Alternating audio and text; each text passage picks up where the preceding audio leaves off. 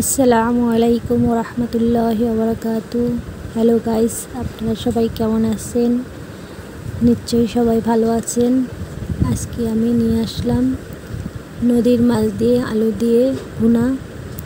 নদীর মাছটাকে ভেজে নিয়েছি সুন্দর করে, আদা রসুন পেঁয়াজটাকে সুন্দর করে বেটে নিয়েছি।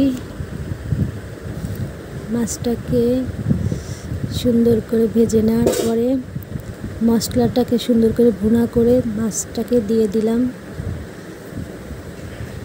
তারপরে সুন্দর করে কষানোর পরে হালকা একটু পানি দিয়ে দিলাম।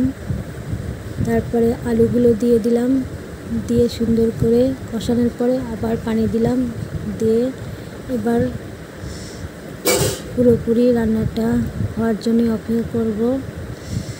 মাছটা সত্যি অনেক সুস্বাদু হয়েছে, আপনারা ট্রাই করে দেখবেন। ভালো থাকবেন, সুস্থ থাকবেন। আর একটা ভিডিও নিয়ে আবার আসবো। ভালো থাকবেন, আল্লাহ হাফেজ।